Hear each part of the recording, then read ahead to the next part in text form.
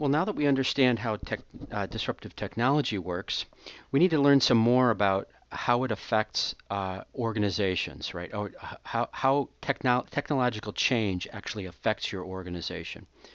So there's, much ado about disruption. We talked about it a lot already, right? So how does disruptive innovation affect your organization? Can you actually plan for it? What are some strategies that have applied that have worked in the past? So we're going to learn from some examples here first. First, I'll give you what we'll call the IT transformation model. It goes like this. You have a technical breakthrough or a disruption. In this example, and we're going to use the web as an example because it was so disruptive to so many different things, right? Here we have the web that's interrupting brokers and financial advising and financial services. The technical breakthrough is followed by an inflection point. We learned about inflection points already. In this case, what happens is you have Charles Schwab that, if you remember back far enough, if you were a Schwab customer, you would get a floppy disk in the mail, and you would load it onto your PC, and it ran on something called CompuServe, which was a predecessor to the web, not the internet, but the web. It ran on the internet, but there was no web. So you would run their proprietary software on CompuServe, and that was the way you worked. And then along comes E-Trade that says, you know what, we can just use the web for this. You don't need specialized software. You don't even need specialized hardware. You just go ahead and use our web service. So what happens in the inflection point is Schwab does not respond properly against to the web, and it fails against E-Line's online website. So E-Trade, that was the beginning of E-Trade and why it was so dominant for a long period of time. And this is an interesting case because Schwab has most definitely survived, but it wasn't with a lot of bloodletting as far as how they had to recover from the fact that they did not respond to the web properly.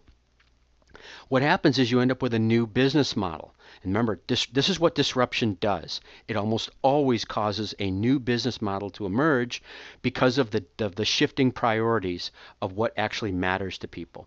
So now you end up with online information competing with what we call brick and mortar or a physical location. And then you end up with a culture clash because you've got the old school people that are like, that's not the way we used to do things. And you've got the newer crowd that's like, hey, here's an exciting new way to do what we're doing. So you end up with these channel conflicts. And then lastly, if you survive the culture clash, what comes out of it is organizational change, right? So things have to change, the organization has to change, and in this case what you end up with is what we call, we're going to learn about infomediaries, which is selling information in addition to trades, because one of the things that you get now with any of these online services, whatever it is that you use, is you get all these information services to help you to manage your money, to know what stocks to buy, what mutual funds you might want, and give you all sorts of help, which wasn't really available before. So another example, here's our friend Jeff Bezos from Amazon. And here you've got, again, the web being our disruptor. And you've got the inflection point where Amazon challenges the dominant bookstores of the day, which were Borders and Barnes & Nobles. Borders is now dead. Barnes & Nobles has somehow survived. The new business model in this case is now is home delivery. There's no store to go to anymore, but it also builds this community building because people would comment on the books. If you wanted to buy, and let's say we were just talking about financial services and investing. Let's say you're an at-home investor and you want to buy a book. Well, with Amazon, you can go on and you can look at other people's ratings of those books. You can find out what they say about them.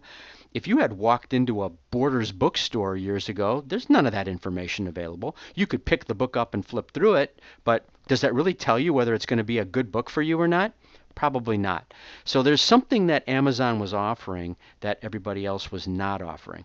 And so you end up with this culture clash of online bookstores versus what's called collaborative filtering, that is getting help from a community, right, with readers doing reviews. And then you end up with organizational change, right, where you end up with, you had a Borders.com, now you have a BarnesandNobles.com. Borders didn't survive, Barnes and Nobles did, but they had to react after the fact, and to a large extent, the business model had been already dictated to them by Amazon. Now, there's something that just a sidebar that's called a Tobin's Q a quotient. This is developed by James Tobin in 1969. We're not going to go into this in any deep way, but really what it says is that it's the ratio of market value to replacement value of the same physical asset. So what it does is it talks about how hard it is, how much stickiness that product actually has due to its installed base, right? So the example in this case would be for Facebook is going to have a high Q versus Seagate is going to have a low Q. Facebook meaning that it's very hard to displace Facebook because it's the community. If you come up with a better Facebook, we could invent a better Facebook tomorrow, and come up with a really great website and get and write the code and do all this sort of stuff. What's it going to be worth? Because all the eyeballs are on Facebook, and how you get all those people onto your platform, right? Versus Seagate has very little stickiness. I mean, do you even know whether you have a Seagate drive in your computer or not? You probably don't, and you don't care, because they're pretty much all the same. So it has a very low stickiness. Facebook has a high stickiness, Seagate has a low stickiness, and that's all measured by this Tobin's Q quotient.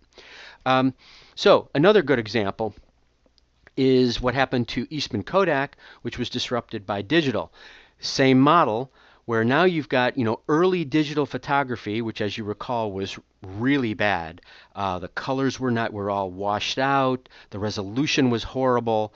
As you can imagine, somebody walks into the boardroom at Kodak and says, "Hey, we should pay attention to this thing," and they laugh at them, and they're like, "We should pay attention to that? We're the dominant player in photography. Hollywood relies on us. We do all kinds of photography. We're in everybody's home, and now you want us to pay attention to digital." So they ignored it. And so companies like Canon and even HP was in the camera business for a while. All of a sudden, you get the 3 megapixel camera is now good enough that Kodak has to pay attention to it. But it was too late, because Kodak fundamentally is a chemical company. That's what they do for a living. They do photo finishing and consumables. That's what they did. And so it's chemistry versus IT. And they paid the price for it. So what ends up happening is the ship had sailed, and everybody had already shifted over to all of the dominant players in digital photography that you know of today. Kodak stuck around for a pretty long time in doing very, very high-end Hollywood type stuff, but really it is nowhere near as dominant as they had been in their heyday. So again, a massive corporate culture where the new guy on the block lost in this case. They did not go digital. They stuck with chemistry, with their chemicals, and ended up losing their dominant position. So in the end, the culture really determines everything. So how does the organization respond to inflection points? Now, we're going to come back to this a little bit later when we talk about adoption directly, but this is what a typical adoption curve looks like. The blue is adoption over time. So initially you have the innovators. That's a small group of people who are early on, as we learned about. They don't even care if the product is really viable at this point. They're just excited about something exciting and different. So they'll buy it anyway. Early adopters are a little bit less tolerant, but they will take a product that's still got wires hanging off of it. They're more willing to do that. But there's more of them. You got 13.5%. And then you hit what's really called Main Street, which is early majority, late majority. That's where you got a viable business. That's where the entire world is knocking at your door saying, give me that product. That's what I want. And the orange line here is market share over time. So you'll notice that it starts out very slow, picks up speed to where it's gaining market share very, very quickly, and then it slows down again at the end, because you end up with these laggards at the end who are people who aren't going to switch no matter what. I mean, the number of people who have maybe like never owned a phone is not zero. There are people out there who have never had a landline, won't own a cell phone. They just don't want it.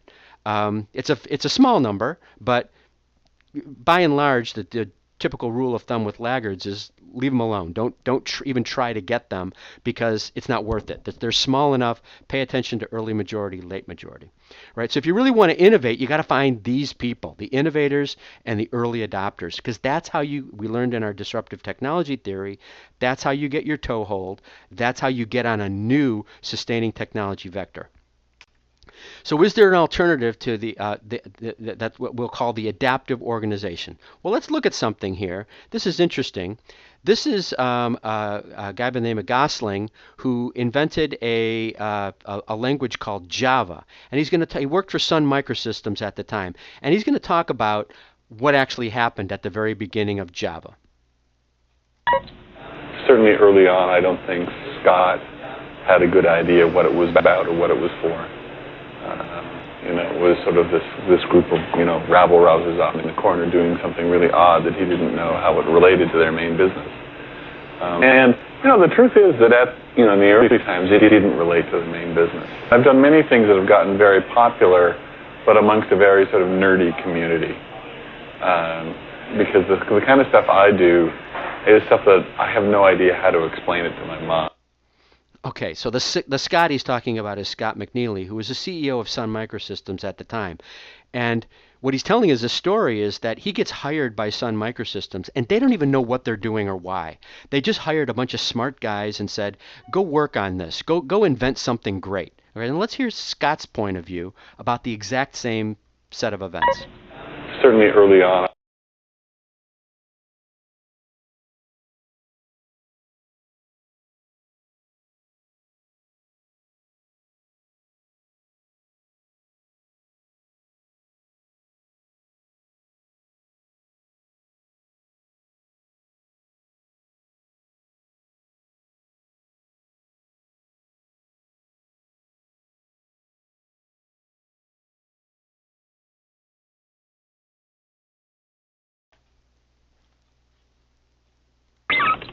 and I said, hey, I don't care what you want to do. Wherever you want to do it, whenever, however long, for as much money, I'll set you up in a room, I'll give you all the raw meat and Coca-Cola and potato chips you want, anything you need, for as long as you want, just go do something great. He said, really? I said, yeah, now get out of here. So he went off, we set him up in downtown Palo Alto, and they started hiring a bunch of really great people, and they, it was kind of like Groundhog Day. They'd come out every now and then, they'd look around, and I'd look to see what they had, and I go, I don't get it. And they go, okay. So all right, so what's he saying? He's saying that here you had a sort of a fundamental disconnect, but there was a trust between management and the innovators down below that I'm going to stay out of your way. I'm not going to demand that you tell me exactly how this is going to affect my business.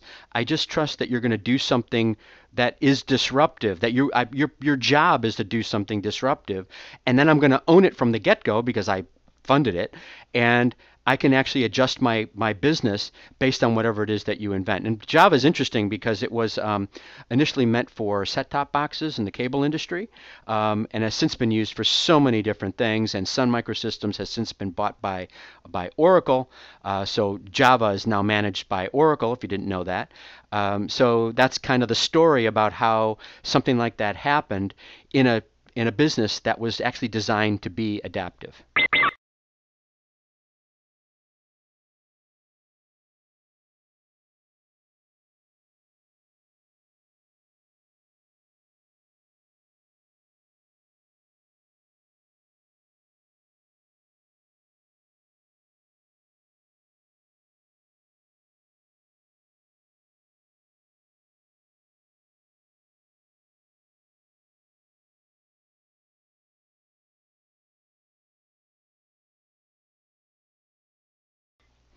All right, so this is this high-tech model where you get product champions and not necessarily top-down managers.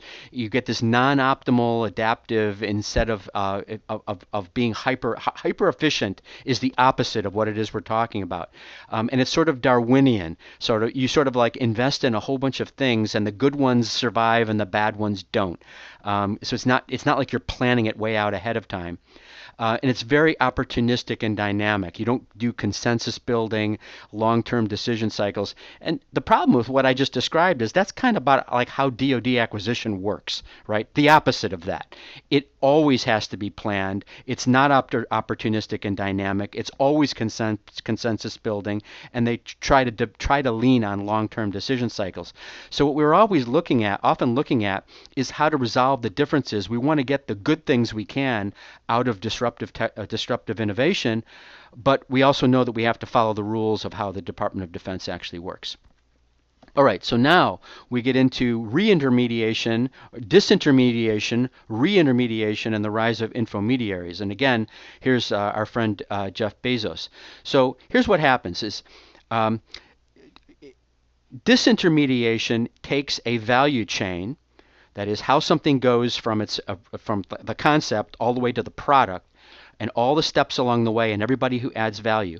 It breaks it, reorganizes it, and reintermediation is putting it together in a different way. And the rise of infomediaries are those types of businesses that actually deal in information as a complement or even a product of its own in the new improved value chain.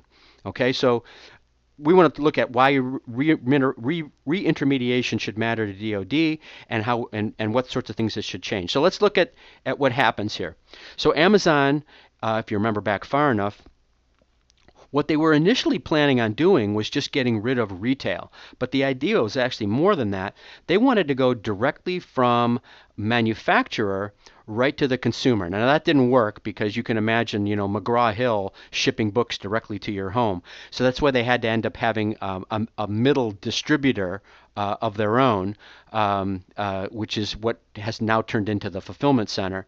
But there still was no front end, right? There was no store to go to. So they at least disintermediated the retail component. Dell did something interesting. They flattened the value chain, initially ignoring computer stores. They didn't in the long run, but initially the Dell business model was that you would configure and buy your computer online and pay for it. Dell would then put you into the queue, right? Your computer would then be in the queue to be built at their manufacturing, their manufacturing center, and then would be shipped direct to you from them. And what Dell could actually do is they actually had your money before you had your computer. So they actually could what's called live on the float between when they would order a bunch of disk drives from their supplier or a bunch of memory chips from their suppliers would have to wait till the end of the month to be paid, but they were being paid early on in the month with your money. So they were actually able to make money off of your money so they could pay their bills at the end of the month. They could pass that on as a savings on to you. And that was a very innovative model at the time. Even car manufacturers, Mercedes-Benz, for example, you could order a Mercedes-Benz and say, this is exactly what I want. And it's custom made. It's what the market of one. It was made specifically for you. So you told them exactly what it is that you wanted to buy. All other car manufacturers have copied that. And then E-Trade, of course, flattening the value chain by eliminating the broker offices. So you see that in every one of these cases, an innovation, a disruptive innovation, has caused a restructuring of the value chain and then a reintermediation with different parts in different places with different value to the customer. Right. So what you end up with is this what B2C is, business to consumer, virtual stores that leverage this infinite shelf space and lower marginal costs. And then you end up with disintermediation can transform organizations where now you get these matrix organizations, and maybe you've seen these sorts of things in your workplace, but there are different types of organizational structures that really weren't possible before all of this. And now with the rise of remote work and Zoom and Microsoft Teams, and now you have distributed teams. All sorts of different organizational structures are possible that really weren't possible before due to another disruptive innovation, which is video meetings. right? And you actually look at, email itself did that, right? I mean, you have a way that you could email your CEO. You could Marines today they can email the commandant, right? Everyone can do that, right? So it really flattens everything down. You don't have to go through chain of command, and it actually restructures entire industries. So you end up with what's called the Napsterization of music. If you remember what Napster was music sharing. It was illegal music sharing because it violated copyright laws. But that became iTunes and Rhapsody, and that whole model of buying one track at a time rather than entire records, which really was devastating to the CD market. You also see the collapse of the photo processing chain, right? So now you have like Snapfish, where now you take your digital imagery, but people still want prints that they want nicely processed that they can hang on their wall. So that's an entirely new industry that wasn't possible before. And you also see the decline of broadcast networks. I mean, look at what Hulu, Netflix, Paramount, all these streaming services are doing. And lots of people are waiting desperately for the day when they don't have to buy a package of cable TV with dozens and dozens of channels they never watch, because all they really want is sports and news, and I'll just get all my movies and entertainment from my streaming services. And we're still not there. So here's what's happening here is you get the exact same thing, right? The technical breakthrough, inflection point, your new business model, culture clash, and then the industry has to restructure itself. Lastly, we talk about the rise of the new infomediaries, where you end up with the aggregation of buyers. Some different business models are popping up here, right?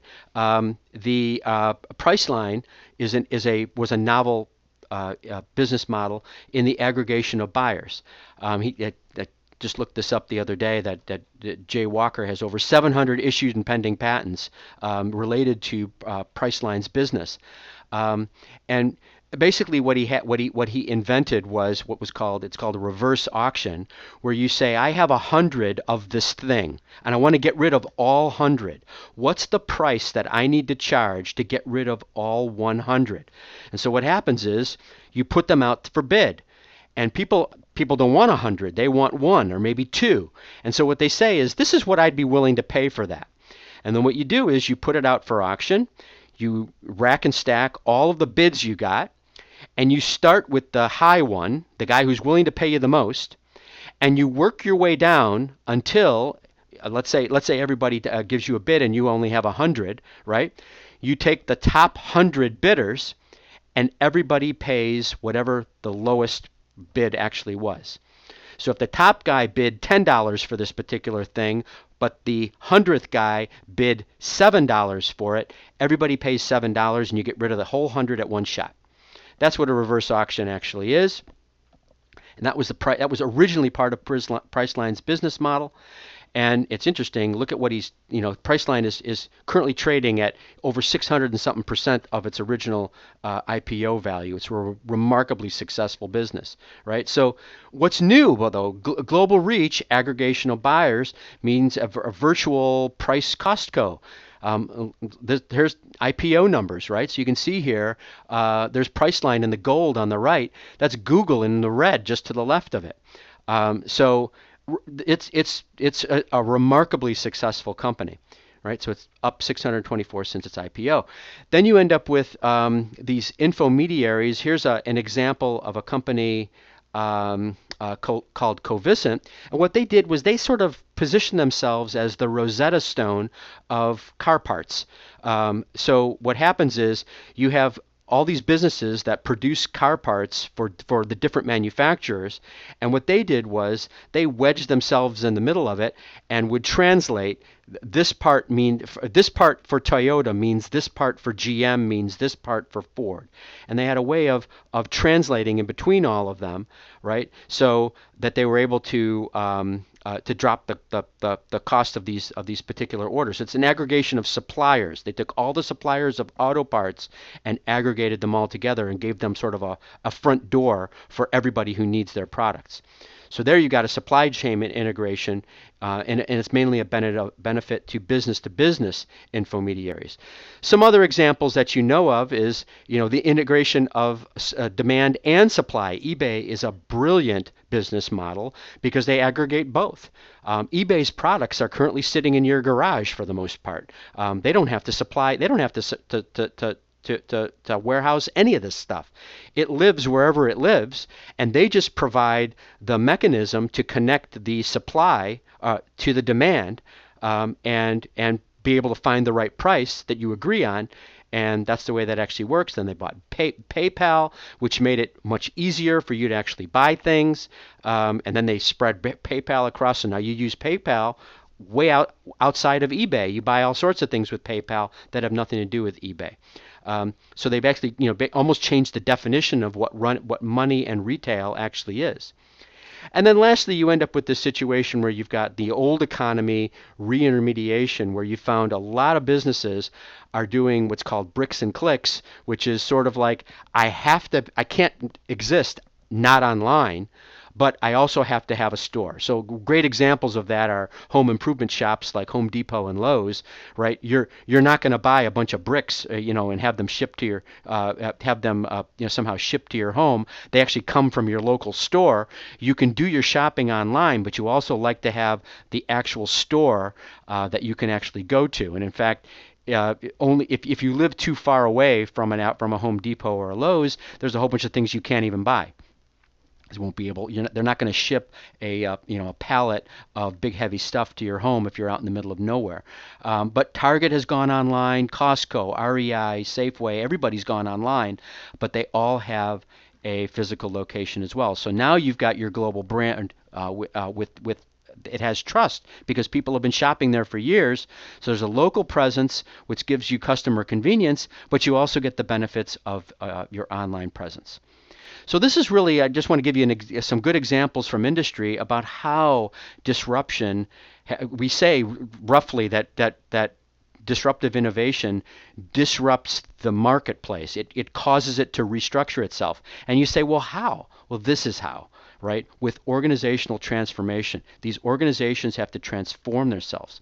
Question for us in DoD is, how does it transform us? How should we continue to transform ourselves as disruptions occur to benefit, to not be hurt by them, but to benefit by them? And that's really what we want to learn more about.